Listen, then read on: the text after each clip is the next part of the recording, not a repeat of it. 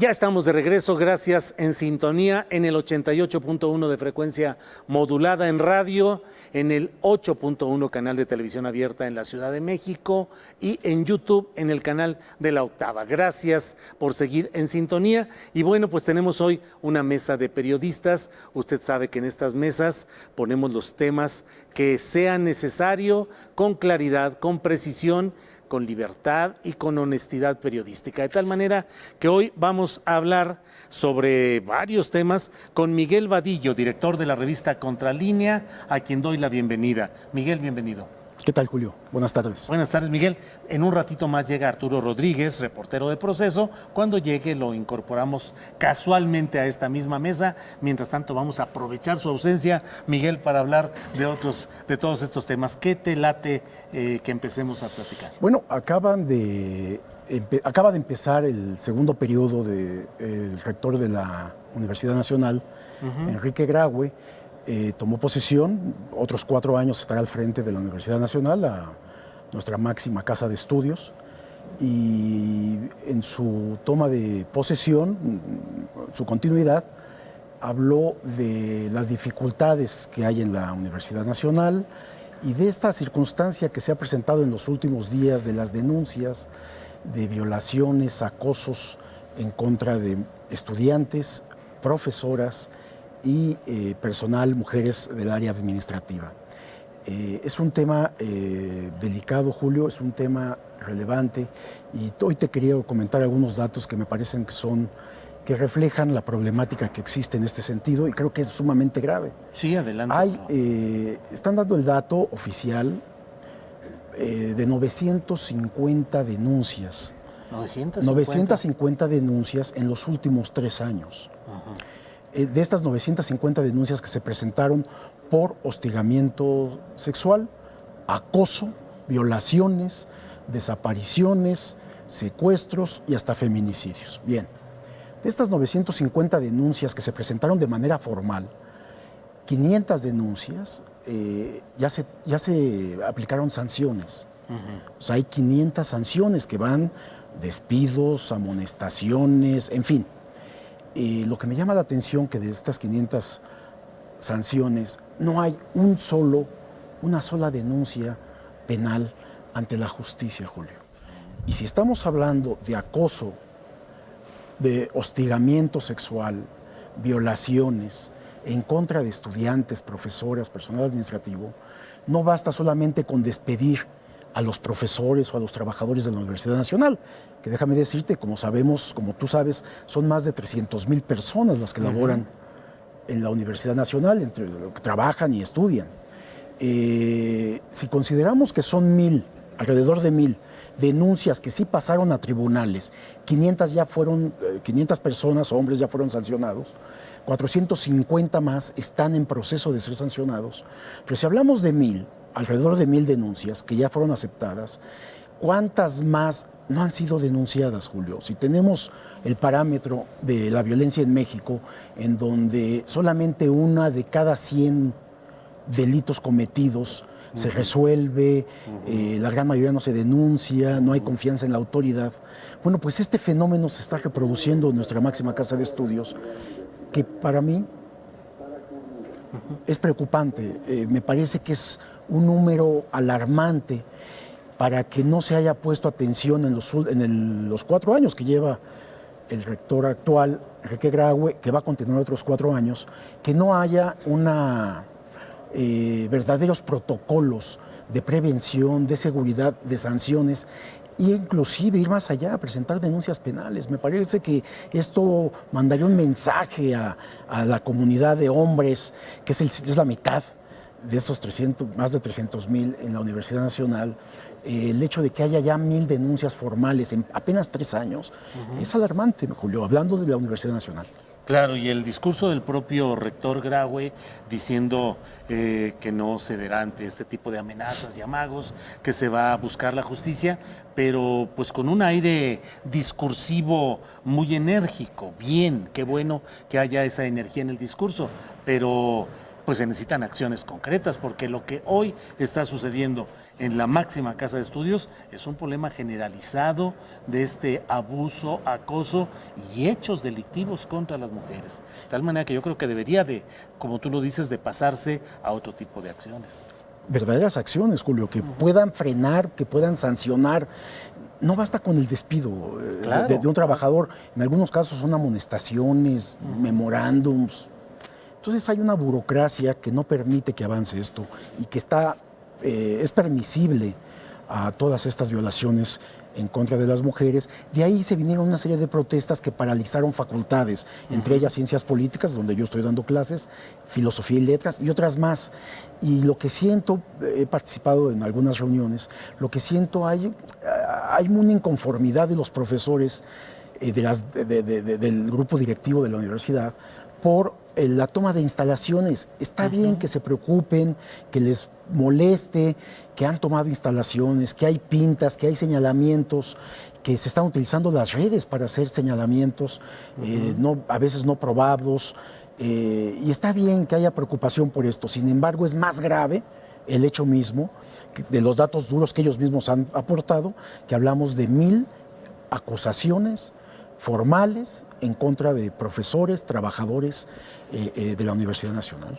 Sí, y bueno, en el fondo esta universidad como un botón de muestra de lo que sucede en las universidades públicas de todo el país, universidades públicas y privadas, donde el acoso de profesores a las alumnas, la pretensión de aumentar una calificación o pasar un examen si hay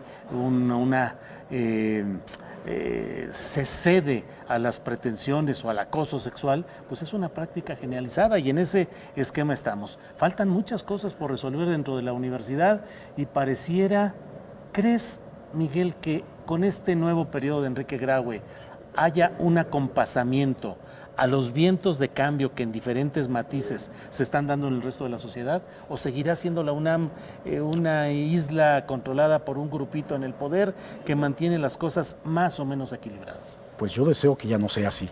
Hasta ahora ha sido así.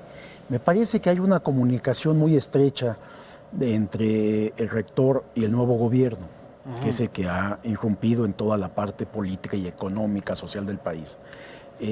Como bien sabes, estuvo hoy en la nueva toma de posesión de Enrique Graue para otro periodo más de 4 años, estuvo la secretaria de la Función Pública, Irmeréndiga Sandoval, una destacada investigadora del área de corrupción, precisamente en la Universidad Nacional. Estuvo su esposo también, otro académico, John Ackerman. John Ackerman. Me parece que hay una buena relación, que más allá de si se llevan bien o no con el nuevo gobierno, sería necesario también que hubiera una modificación en todo lo que está ocurriendo en la universidad, que fuera una mejor universidad, respetando su autonomía, que todos aplaudimos, pero que precisamente no atienda a intereses o grupos políticos y sí atienda a esta demanda estudiantil, a esta convivencia que todos los días se da en la Universidad Nacional y que hasta ahora ha sido muy ineficiente. Y hablabas de otras escuelas. Estamos haciendo un trabajo nosotros, precisamente, y bueno, si esto pasa en la Universidad Nacional, es peor lo que está pasando en otras instituciones, como el Instituto Politécnico Nacional, en donde no hay protocolos prácticamente, Julio.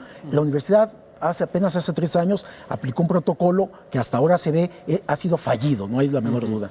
El Politécnico Nacional, no hay ni protocolos, es decir, como tú bien dices, otras instituciones están peor que la universidad. Estamos hablando de esta violencia de género que se da en la sociedad mexicana, pero que se está dando en instituciones que deberían de ser ejemplo de la sociedad. No está ocurriendo. Entonces se necesita mucho cambio. Esperemos que el nuevo rector, que el rector que continúa al frente de la universidad tenga una mejor política para rendir cuentas y para una mejor convivencia en la UNAM.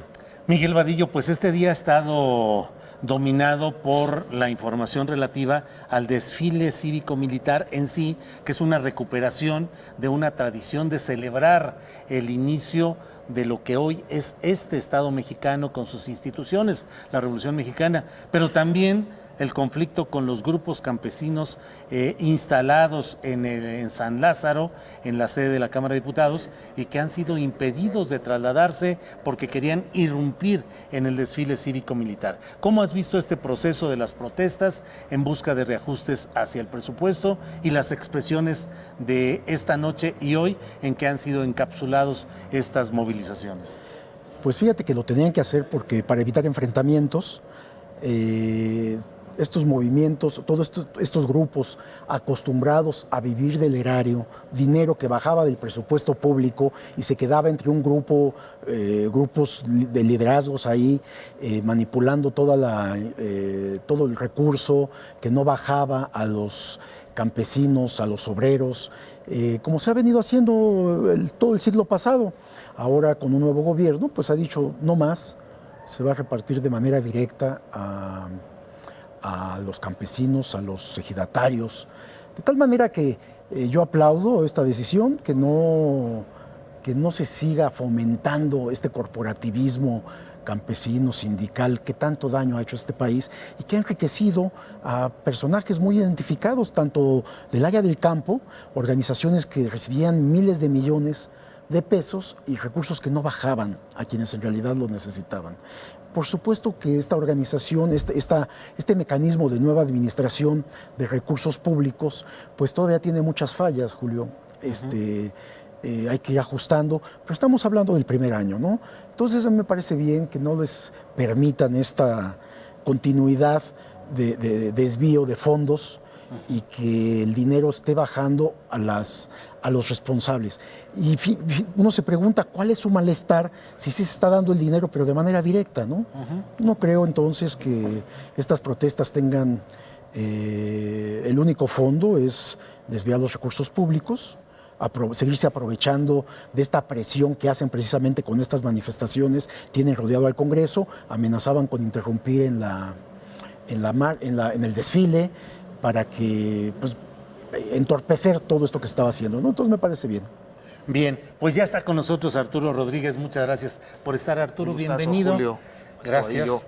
Qué pena. Bueno, tráfico pues no tomé las previsiones, creo que con el desfile y estoy llegando tarde, pero es mejor el metro. Sí, el metro no fallas, ¿eh? Sí, pero de todos modos también ahorita debe estar muy movido. Estamos hablando, Arturo Rodríguez, acerca de estas movilizaciones de campesinos que quisieron trasladarse de San Lázaro para irrumpir en el desfile cívico-militar. ¿Cuál es tu opinión sobre ese entrampamiento, por un lado, del procesamiento de la aprobación del presupuesto para 2020 y estas movilizaciones campesinas? Bueno, creo que es una respuesta más o menos natural de algunas de estas organizaciones sociales que se han convertido, pues creo que por una parte, en auténticos cacicazgos perniciosos en muchos sentidos, como lo es el de Antorcha Campesina, y que a lo largo de los últimos sexenios habían servido como un instrumento de control clientelar, al grado de acumular verdaderamente recursos públicos de una manera extraordinaria. Siento que estas decisiones que se han venido tomando en la administración de López Obrador pues han motivado justamente la radicalización, digamos, de algunas de estas protestas, que creo que por primera vez y ante la aprobación del presupuesto, que con toda seguridad los deja fuera, se plantea en episodios como los de estos días en la Cámara y en particular el de hoy, ¿no? Y en general, Miguel Vadillo, este rediseño del presupuesto federal, ¿qué va a suceder? Hay muchas previsiones de que seguirá siendo insuficiente, que se van a recortar programas. ¿Qué has visto sobre este tema? Sí, mira, primero, esta instrucción con la que llegan los legisladores de Morena de que no le van a mover, tienen instrucción de que no le van a mover una sola coma, también es un exceso y un abuso, ¿no? Precisamente el Congreso, en la división de poderes, está en ellos analizar esta propuesta del Ejecutivo para rediseñar y ver donde no donde se cometa alguna irregularidad, alguna falta, algún exceso, etcétera, bueno, pues hay que reajustarlo, para eso está el Congreso.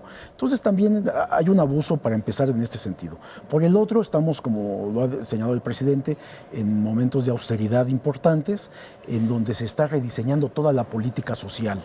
Se está privilegiando los recursos primero a los grandes proyectos, megaproyectos de obra pública, que yo sí creo que son importantes para el desarrollo del país, y por el otro, beneficiar a los más desprotegidos. Históricamente, de eso hablamos, indígenas, campesinos, obreros, etcétera.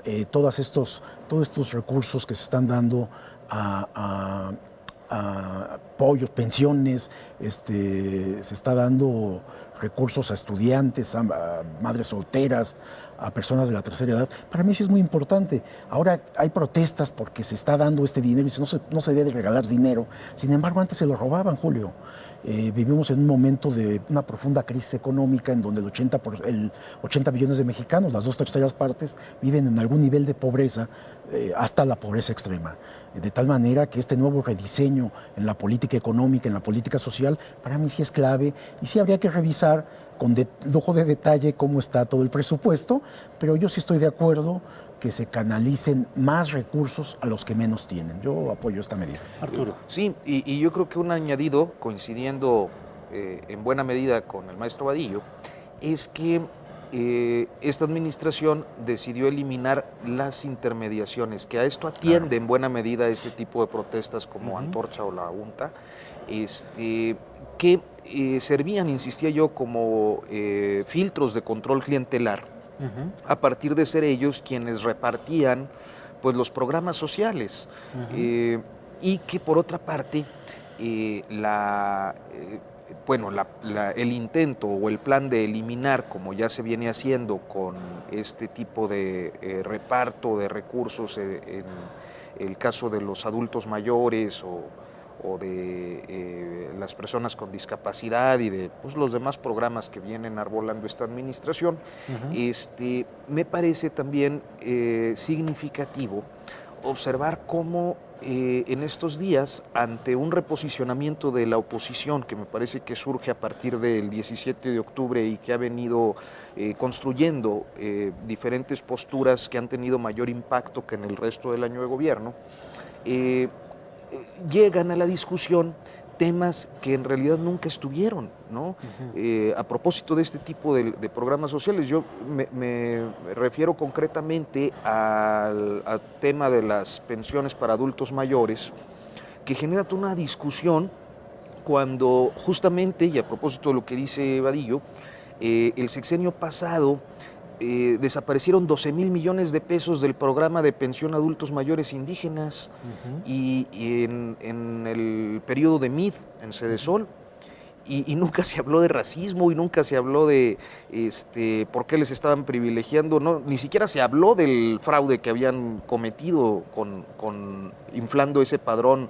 Creo que lo triplicaron, el padrón de los adultos mayores indígenas, para sacar ese dinero y quién sabe a dónde se iría. 2015, que además fue año electoral. Entonces me parece que muchas de estas discusiones en realidad están surgiendo ante la desesperación de una oposición por tratar de construirse y de plantarse frente al aniversario de gobierno con un ligero avance, pero por otra parte, pues me parece que son medidas que de lo que podríamos decir ha funcionado en lo que va de el primer año de gobierno, pues de lo mejorcito, ¿no?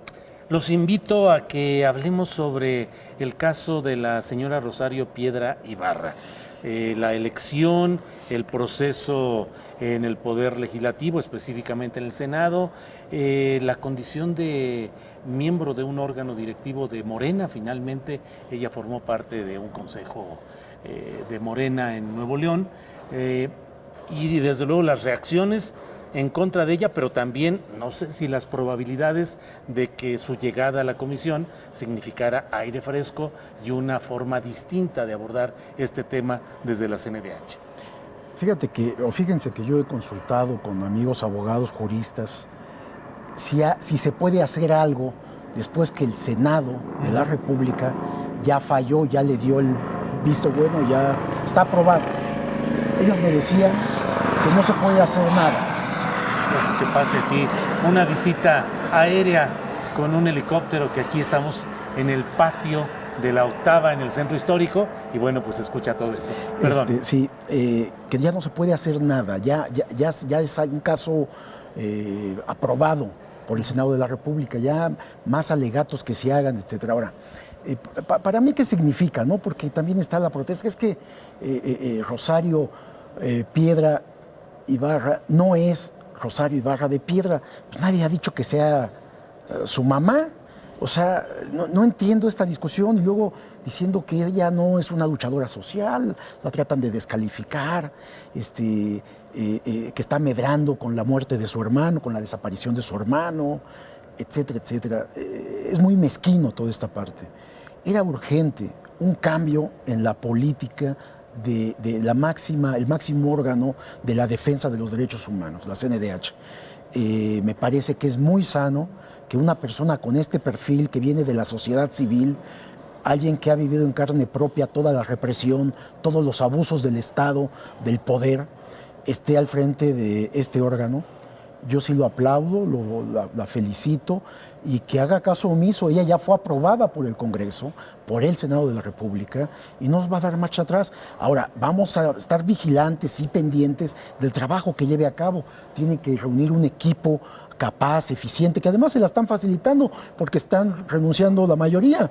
Y qué bueno, porque antes se quejan de que si era militante de Morena, pues antes eran priistas, eran panistas. Entonces, ¿qué les preocupa tanto, no? Quieren irse a la parte legal, que porque si era militante, si era participante del comité ejecutivo, a lo mejor sí era, lo sentimos, pero ya fue avalado por el Senado. Ahí podía haber pataleado el PAN, que es uno de los principales promotores en contra, su aprobación. No lo hicieron en el momento, ahora que se frieguen, Julio. Arturo Rodríguez, ¿qué opinas? Sí, mira, creo que efectivamente el perfil de Rosario Piedra a mí me parece incuestionable. O sea, ciertamente pues no tenía la presencia que históricamente ha tenido su madre, pero sí ha sido un acompañamiento persistente y una participante activa del Comité Eureka desde los años 70, que no solo se quedó en el reclamo de las víctimas por la guerra sucia. Yo personalmente puedo decir que los primeros casos que yo cubrí de desaparición ya en el periodo de guerra de Felipe Calderón fueron a través de ellas, de doña Rosario y de Rosario Piedra en Monterrey, y que en muchos de estos episodios, que además tenían la connotación de esta relación pues que puede pasar prácticamente por desaparición forzada,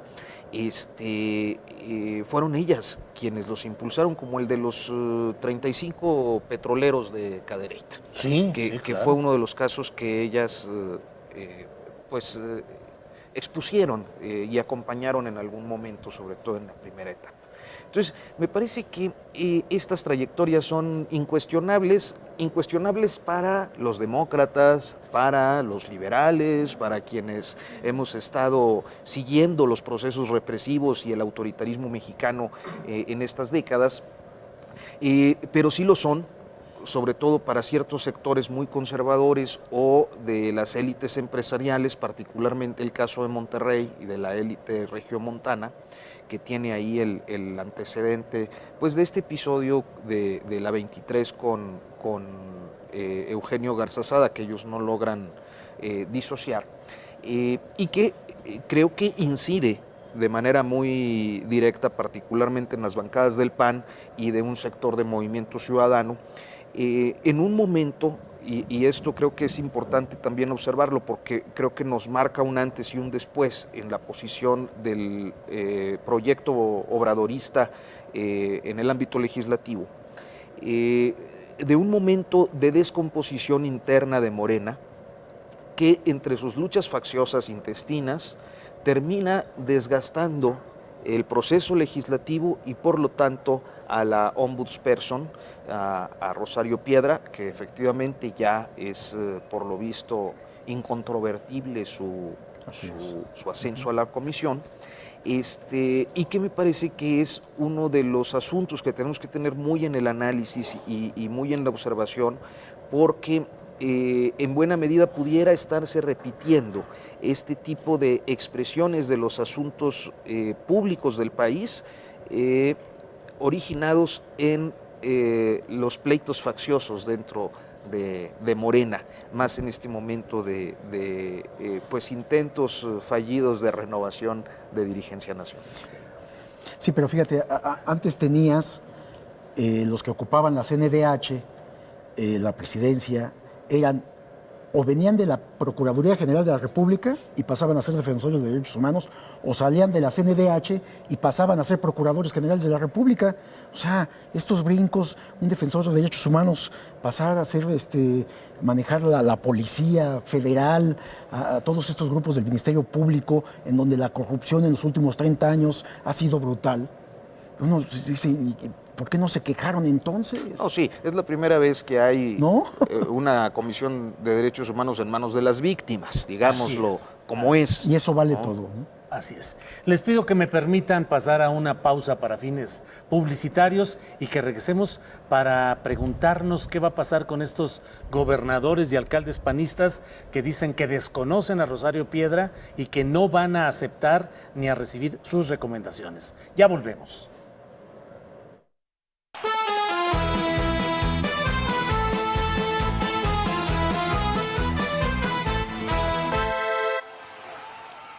Hola, ¿qué tal? Yo soy el Tigre Toño Molina. ¿Y qué crees?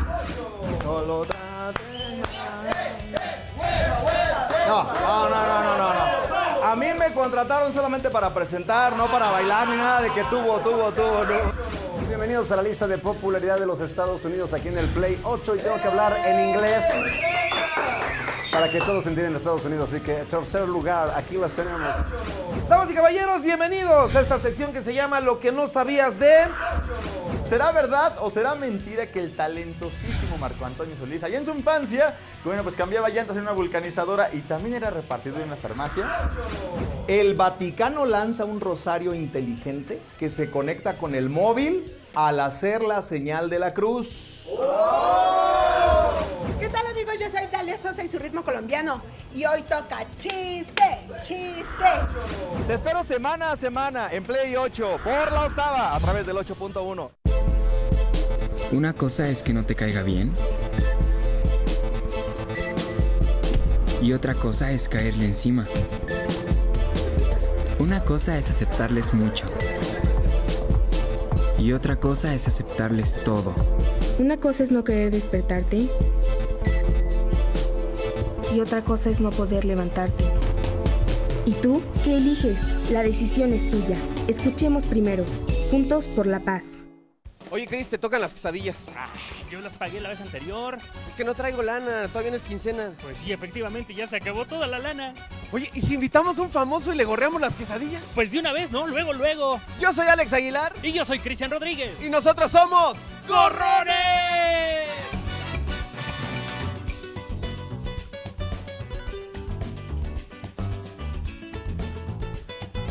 Te invitamos a que seas nuestro cómplice y obviamente sorprendas a alguien de tu familia o a alguien de tus amigos. Oye, podemos ir con todos los artistas que tú te puedas imaginar, pero además deportistas, locutores, y podemos llegar con, obviamente, todos los mejores artistas. Qué linda está la mañana y en que vengo a saludarte.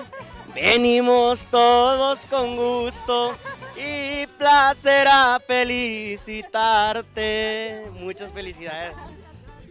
¿Cómo está? ¿Todo bien? ¿Todo bien? Aquí andamos. ¡Kevin Ortiz en los gorrones! En el cachete esta vez. ¿Cómo está, Geraldine? ¿Sabes quiénes somos? Pequeño musical, aquí venimos a tu casa a saludarte. Aquí vienen los muchachos, viene Luis, viene Jorge, viene Lalo. ¿Sí los conoces? ¿Sí?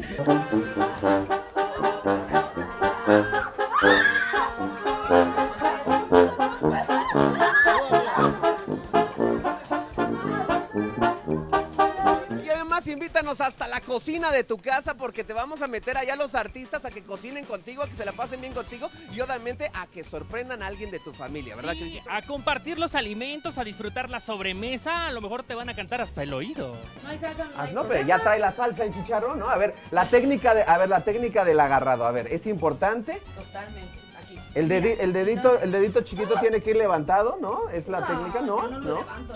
Yo levanto, pero esta la boca. Y ahí está el preparado. Ay, miren nomás. Oye, aplauso a Techi que lo hizo sensacional. ¡Qué bárbara! Ay, se va a poner esto muy romántico, así que no se lo pierdan, obviamente, por la octava. Claro, ahí los esperamos. Alex Aguilar y Cristian Rodríguez. Somos Gorrones.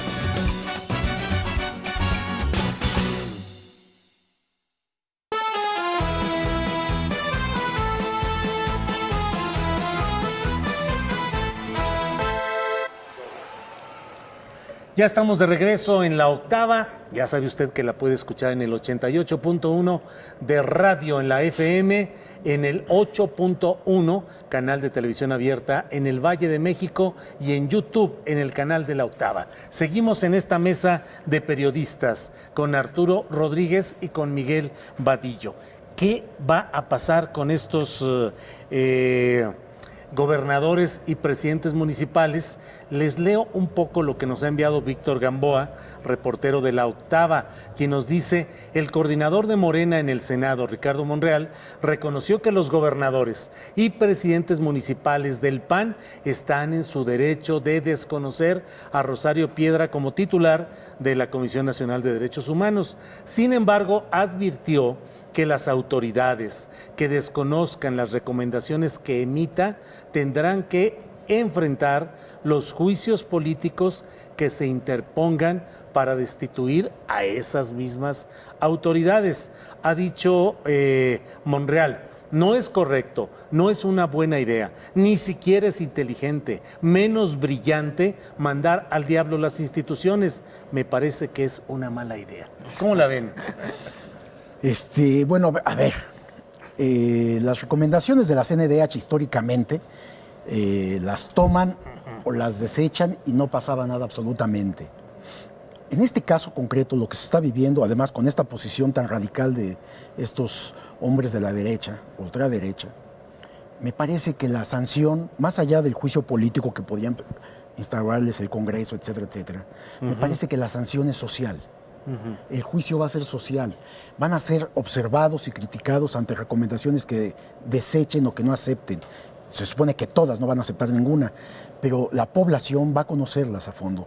Habrá que cambiar hasta la política de comunicación y estar dando a conocer los expedientes completos de todas estas violaciones constantes que pasan en el país.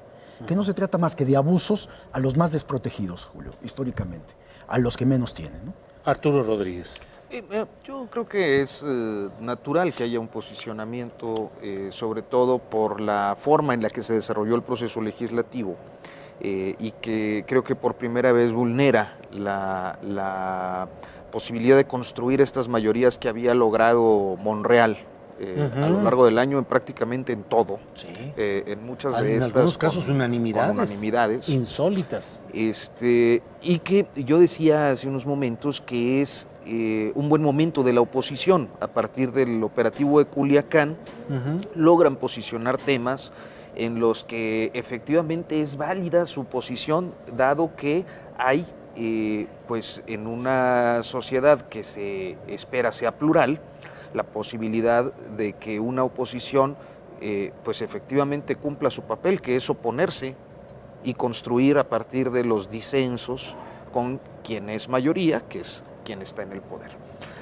Sin embargo, me parece muy riesgoso que en este momento, y dadas las características de ya un hecho consumado, que es la presidencia de Rosario Piedra en la CNDH, se desafíe, digamos, que la institucionalidad que suelen además invocar este tipo de formación política, como el PAN, y que además es lo único, la institucionalidad y la defensa de instituciones jurídicas, lo único que le puede recuperar credibilidad en el terreno electoral. tergiversando planteamientos. Es decir, lo mismo que está ocurriendo con este posicionamiento de la CNDH es lo que ocurrió con el hashtag AMLOracista. O sea, un exceso en la posición crítica que, siendo una crítica válida, termina pues convirtiéndose o bien en episodio de desinformación por manipulación perversa o pues en una evidente ignorancia de los contextos políticos, jurídicos en los que se desarrollan estos procesos. Entonces me parece que ya en este momento ese posicionamiento que pudo haber sido válido previo a la elección de Rosario Piedra, en este momento ya es un despropósito. No hay mucho que hacer, dices Miguel Vadillo, en términos jurídicos, pero política y socialmente parece que sobre todo el Partido Acción Nacional está decidido a sacarle jugo a este asunto lo más que se pueda. Sí, por eso va a ser muy importante el actuar de esta nueva defensora de los derechos humanos. Me parece que su actuación en el periodo que le toque, que le corresponde, va a ser relevante. Y yo no tengo la menor duda de que sí va a haber un cambio y que no va a importar estarle mandando recomendaciones, aunque sea Morena, sea el gobierno actual, el cual la cobijó para llegar a donde está. Me parece que es alguien probadamente defensora real de los derechos humanos y no va a haber duda de su trabajo, pero bueno, esto es lo que va a ocurrir, de tal manera que la crítica y que tienen derecho, como hasta también lo dice el presidente, ¿no? La protesta, este alegato que están haciendo los panistas y los grupos de analistas inclusive que están en contra de este nombramiento, de esta designación, ya no van a poder hacer nada, pero van a seguir las protestas. ¿Y qué haces ante protestas de esta naturaleza políticas? Bueno, pues la actuación, la investigación y la conclusión sobre las denuncias sobre violaciones graves, ¿no?, que se están cometiendo. Arturo, fíjate que Víctor Gamboa, reportero de La Octava, nos dice que ante la inminente imposición de Loretta Ortiz y Verónica de Gives como integrantes del Consejo de la Judicatura Federal, la bancada del PAN en el Senado ha denunciado que el presidente López Obrador se apoderó ya del Poder Judicial y de todos los órganos autónomos. Nos dice Víctor Gamboa que ambas candidatas, tanto Loretta Ortiz como Verónica de Gives, son cercanas a López Obrador y serán elegidas en unos minutos más por el Pleno del Senado, debido a que esta votación requiere solo de una mayoría simple de votos. ¿Qué opinas sobre esto, Arturo Rodríguez? Bueno, también es que, insisto, la oposición tiene ese papel, oponerse. Lo que sí me parece luego interesante es cómo los debates se replantean desde una perspectiva distinta dependiendo del momento en el que estás o no en el poder. Yo puedo decir, por ejemplo, que en el sexenio de Felipe Calderón, yo fui objeto de una demanda civil por mi trabajo periodístico. Implicaba directamente a personalidades cercanas a Felipe Calderón, un tribunal colegiado de una manera antijurídica desde mi perspectiva e injusta, decide ordenar que se revierta un fallo judicial que me daba la ventaja, y con eso pierdo el proceso.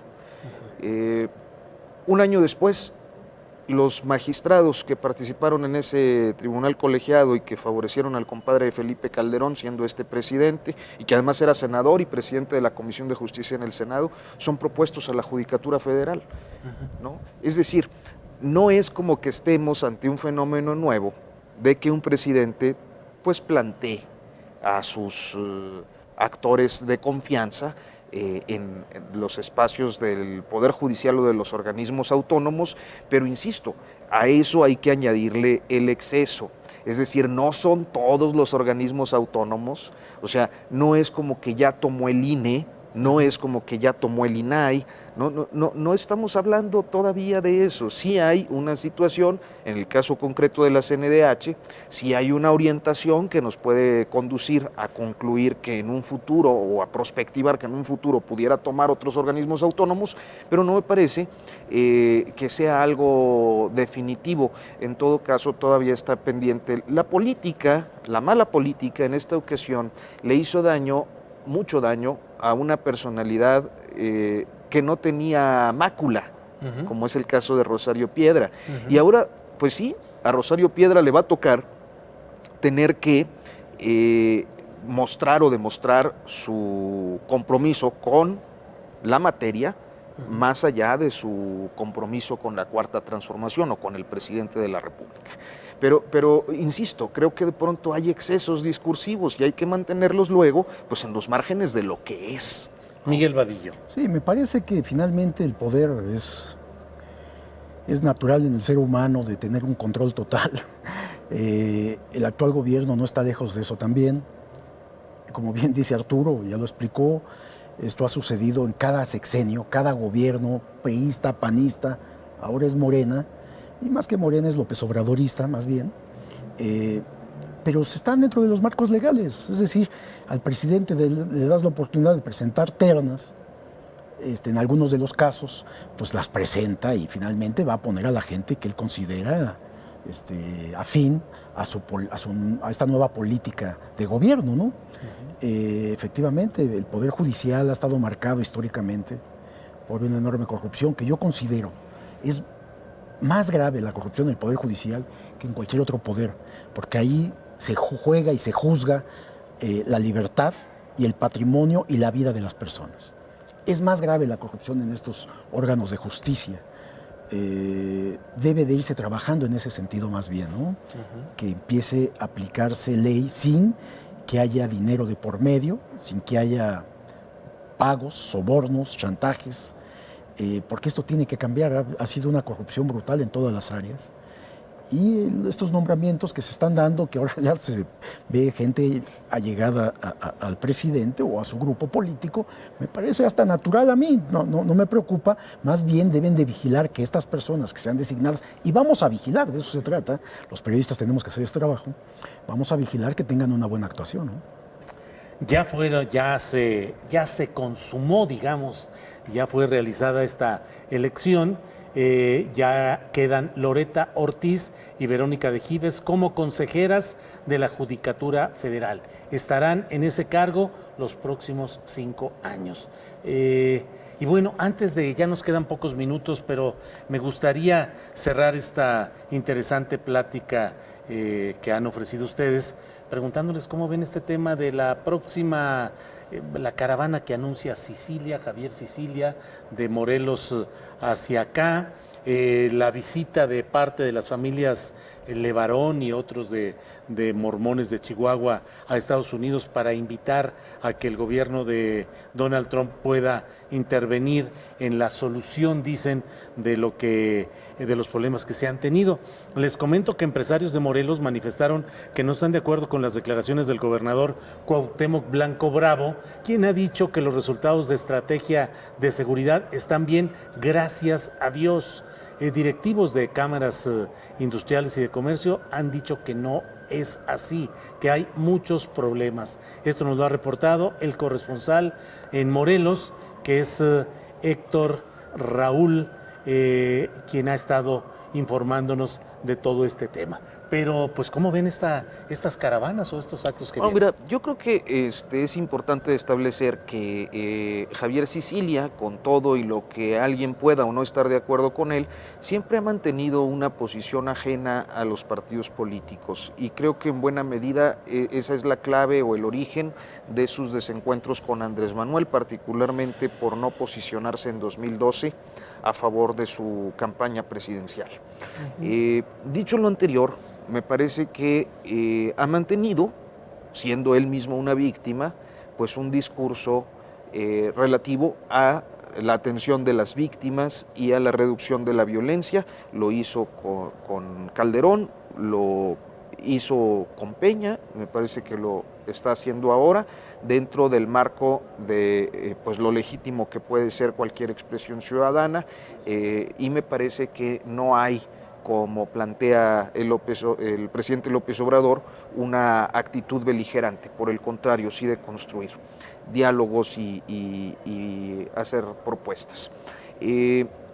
Pero por otra parte, al margen de lo de Sicilia, creo que pues estamos llegando al final del primer año de gobierno. En una semana, poco más, 10 días, estaremos cumpliendo el primer año de gobierno, que además parece larguísimo por toda esta sucesión de temas que a golpe de mañanera se nos van planteando.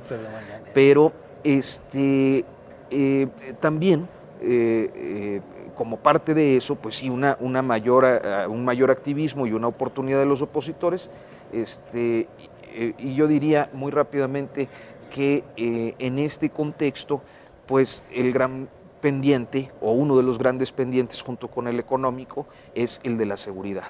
O sea, el presidente lo ha dicho, yo ayer leí su libro, y pues una vez más lo admite, ¿no? No pudimos hacer mayor cosa, pero él siente que va por ese camino. Entonces, es todavía un proceso de prueba. Ya para cerrar, porque nos quedan literalmente segundos, Miguel Vadillo, ¿qué opinas sobre este tema? Bueno, es evidente que el discurso de Javier Sicilia molesta al presidente. Y la molestia es porque Javier mete al presidente en el mismo bloque de los que lo han antecedido, ¿no? En estos grupos de poder corruptos, etcétera, etcétera. Hay un malestar evidente. Y bueno, pues, pero me parece que la crítica de Sicilia es constante, es permanente, como bien dice Arturo, y legítima, nos guste o no nos guste, tiene ese derecho. Y ahora en esto de la marcha, bueno, pues vamos a ver qué desenlace tiene, pero el presidente, bueno, no lo va a recibir, no está dispuesto a recibirlo, ¿no? Bueno, pues por este miércoles ha sido todo. Les agradecemos la oportunidad de estar con el favor de su atención. Gracias, Arturo Rodríguez. Gracias, Miguel Vadillo. Gracias, y gracias a todos ustedes. Nos vemos mañana aquí mismo. Gracias.